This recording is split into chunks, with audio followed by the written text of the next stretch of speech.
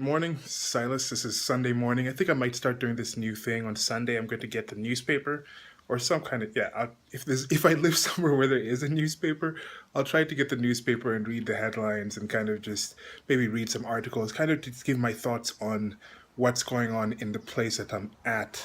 And I'm in Nairobi, Kenya right now. So I just got the Sunday paper. The two main papers in Kenya are the Daily Nation and the Standard. No, the Sunday. No, the Nation and the Daily Nation and the Standard. Although on as you're going to see On now, Sundays, the Nation is the Sunday Nation, as you see here, and then the Sunday Standard. These are the two main newspapers. So the big news last Friday, the two principals. If you've watched some of my previous videos on Kenya, this is President Uhuru Kenyatta. This was the people's president who had his own inauguration in Raila Odinga. Apparently, they had some talks, and they said a couple of different talks. And these things, they said it was three night meetings and phone calls, and then now they've shook hands and they've got into a situation where they're kind of together. They're saying, okay, now Raila Odinga is not going to continue his saying that the two elections that happened were what's called. He's going to say it's legit. He's saying we're burying the hatchet. I'm not going to be fighting anymore. But then these are the people involved. See, it's saying left out of the picture here, and here as well. They also have winners and losers in Uhuru Raila Pact, secret talks that sealed Uhuru Raila surprise deal. You hear key political players, William Ruto, who is the deputy president. Then these other guys, Kalonzo Musyoka, Musalia Mudavadi, and Moses Wetangula, these guys were people who were with the opposition side. They were kind of supporting Raila Odinga. So he and Raila Odinga and President Uhuru Kenyatta, they had this talk, and it happened without these other principals being involved in the talks. It was just between the two of them. And this kind of made me think, like, what kind of situation in the United States of America would that be like? Because it's other country I spent time in, and it's other country I've been following the politics of. What if Hillary Clinton just came out and shook Donald Trump's hand and said, okay, things are okay? Although I talked to some people about this when it happened, and they were saying, okay, part of it is Raila Odinga might know he's really old. He's in his 70s, late 70s, and he knows that the chances of him running again in 5 years for presidency is very low. So he might be thinking, okay, let me just get in, bury the hatchet, and still have a position in this new administration of Uhuru Kenyatta. And you can see here, Raila set for key role after Friday's pact, so he might still be involved in the government. Now, what's going to happen with these people? You see, the Kalonzo Musyoka, Raila Uhuru Pact throws NASA into disarray with his place in the new order unclear. And I think he was the vice president. If Raila Odinga had won, he would have been the vice president. So that kind of shows that, okay, the deputy president, same vice president, deputy president. Kenya has a parliamentary system, sort of. They have a massive sort of because they have a massive parliament, have a lot of senators, a lot of ministers. I think it's the biggest government per capita, like actual representatives per capita in the world. So there's a lot of glut in there. And they were talking about going to a parliamentary system like the UK in this previous. This is a news story. It's a news show. I was hearing people debating about that. Switching to that, then you have a prime minister and you have a president who's elected by or selected by some process. It's a similar thing like you see in the United Kingdom, who has the prime minister and then has the queen, or something you see in Italy where they have the prime minister who's the one who runs the day-to-day stuff, but he actually shows up in parliament and answers questions, and then they have a president. They have a prime minister in Canada, but I cannot for the life of me think right now if they do have a president. Anybody there? I'm going to probably just look it up after I record this video. But anyway, back to this. So Mudavadi was another strong member in the NASA pact, and NASA was a alliance that was against the ruling party, the Jubilee Party, and Moses Wetangula, also NASA co-principal, also left in the dark by Raila's decision. Next move unclear. And you see, Musalia Mudavadi, he's also said that, look, this is a pact between two individuals, Raila and Uhuru. It has nothing to do with the entire party. Now, this is what I was saying in the United States of America. I think even if Hillary Clinton and the other principals actually decided to just bury the hatchet with Donald J. Trump, first of all, the ones who are still very loud are in politics. So you see here, you can say, okay, he's trying to get back into the political sphere because Uhuru Kenyatta had gone ahead and named his cabinet positions with pretty much half the government, half the eligible people in the government, at least a third of the people eligible in the government to run for these cabinet positions were in the opposition party, so they just didn't play part in it. But in the United States of America, you still have a lot of people in. There's no blue wave coming. There's this wave. There was this thing they were talking about the recent elections in primary elections in Texas. They had what 1.1 million Democrats came out. It was like the most Democrats since 2008, but the most Republicans ever in the history of Texas political system, Texas political voting. I think 1.5 million decided to come out and vote for that. So that blue wave, this is blue. This is blue. The wave. It's not coming. It's gonna be red. It's gonna be the red basics, and that's another thing about the world. It's an interesting thing how the blue red thing kind of works. I mean, they're not even like primary and oppositionary colors. RBG. There's some of the basic colors. So why isn't green thrown in here? Is green just kept for the nature? Is that just kept for nature in there? And there's like red, blue, green party. But there's another video I'll talk about that red blue thing. Okay, so you have this situation where they've come in, but I think in the United States of America, it would continue. The people who are, as I mentioned before, the 11% who are just on the left and they just die hard, they just want to learn anything else, they can't accept anything else. The 11% that's on the right, they're die hard, they won't accept anything else. Those people are still very, very loud. And I think even if all the leaders, Kamala Harris, all these top people, Bernie Sanders is like, yeah, Trump's okay.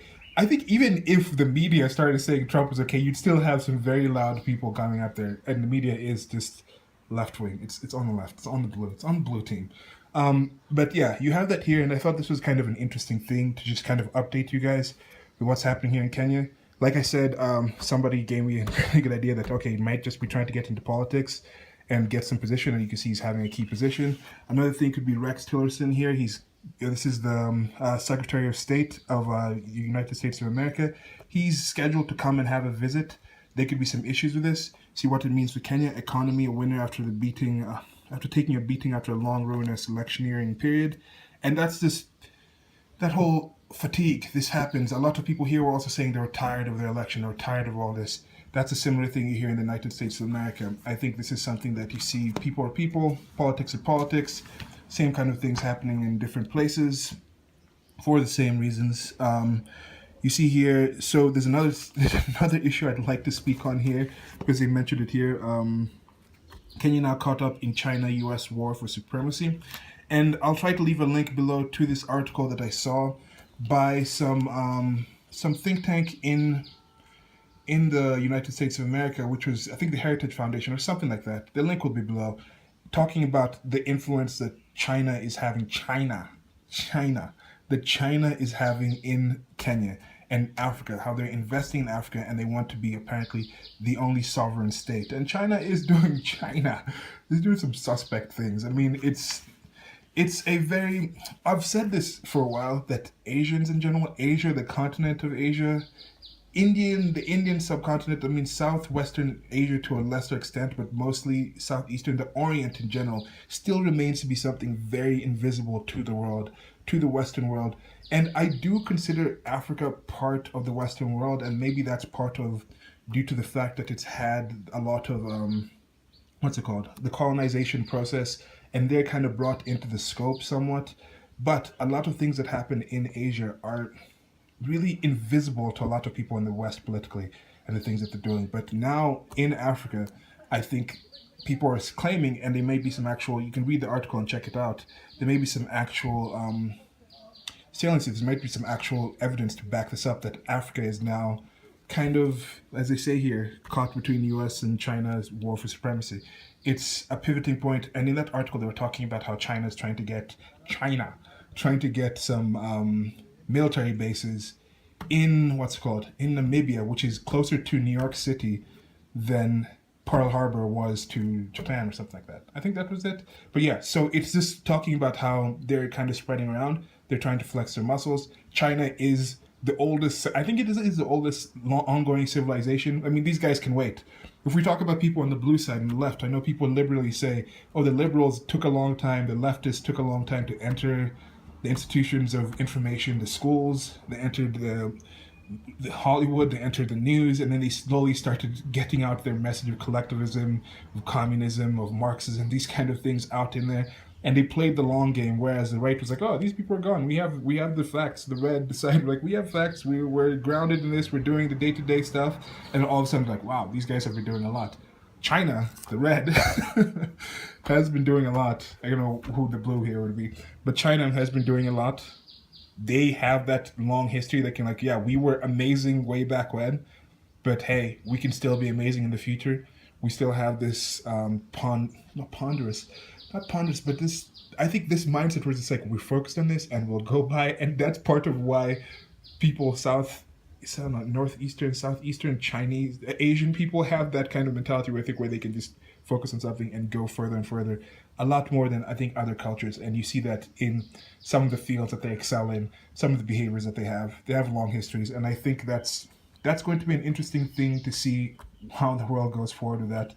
And separate video coming soon on the North Korea talks and some issues happening in Africa.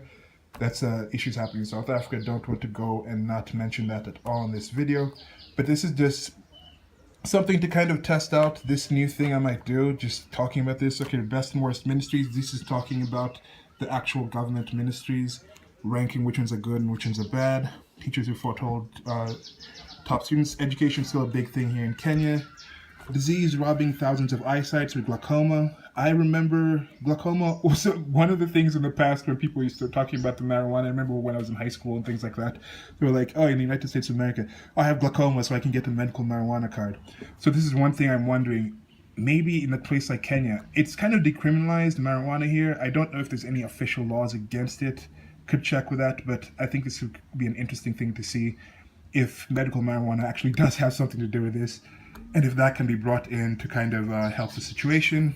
I'm too beautiful to be single. I think I will read this article for a separate video because there's this MGTOW video I just heard that I also want to do a different thing on. And just to show how this kind of mentality does continue. It's, again, people are people. It happens in different ways for the same reasons. Right here, Mahoga quits Kenyatta National Hospital surgery error probe. There's been some issues happening in the National Hospital. This is the biggest referral hospital in Nairobi, in Kenya, which means people will go to the smaller clinics, to the smaller hospitals, the smaller hospices, and they need some kind of procedure, and then they get sent to the Kenyatta National Hospital. Now, some of the issues that I heard was actual surgery issues, people dying on the table, or having questionable practices during the surgeries. There's some issues of kids being stolen from the pediatrics area. There's been some issues of sexual assault, so long waits and things like that, a backlog. So there's some issues there, but Kenya is a very young country. It's growing, it's trying to improve. Kenyan referee gets slaughtered in the World Cup. Kenyans love football. Football is the most popular sport here, and the local leagues are coming up, but this guy, I don't know if he actually... Okay, he first he had Japan's 2011 Under-17 Cup. Now I don't know if he actually works in Kenya, but he's getting a place in the World Cup, and this will get a lot of Kenyans very excited. The World Cup's coming up. I don't know, is it in Russia? Yeah, it's in Russia. I don't really care that much about football, but I may watch some of the World Cup. I don't know. So yeah, that's it for now. Let me know what you guys think about this. There's also links to the websites of these articles, of these newspapers, and the websites actually have some of these articles. And that's what I'm saying. If you want to know what's happening in other countries, you don't just have to hear to your news anymore. You can actually listen to their news and see what's happening there. If you are, as I mentioned in the Black Panther videos, if you feel you're African American, that is something about your Africanness. I mean, Africa, something to do with Africa is something about who you are personally. Then you can actually go to websites, go online, and you can find information about Africa.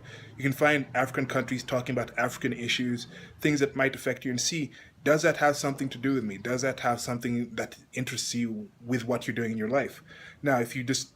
I think for most people, I don't think they have that connection to Africa. That's why I wonder with the whole African American thing. I think for most people in the United States of America, in Europe and things like that, who have been there for years, some of them were taken and descendants from slaves, some of them have moved generations ago. They might be Negro American, and I know some don't. Some people in the comment section have said, I don't like the term Negro. I like the term Negro because it's just genetic. You're just a Negro. It has nothing to do with culture. It has nothing to do with anything else. It's just your Negro and your genetic makeup. So yes, we have that shared, but does that necessarily mean that culture and that place has more to do with what's in your life than the country that you are currently living in and grown up in and things like that? So if you're really interested, you can actually check out these newspapers. As I said, I shall have a video about that. I am too beautiful to be single. I'm not even going to read it ahead of time. I'm just going to go directly and read it in the video and see what happens from it. I mean, I have some ideas of kind of what's going to be coming out from that, but let me know what you guys think about this new kind of thing with just the headlines, Sunday headlines. This is what I'm going to be doing on Sundays. I'm going to be trying to be doing this on Sundays and see how long I can keep this up. Let me know. Below, there's going to be links to the merchandise store. I just did a video about one of the merch. That's going to be another kind of video I'm going to do. Every week, I'm going to try to release some new merchandise and kind of give you a little story or video about why I made that merchandise, if there's one related to it.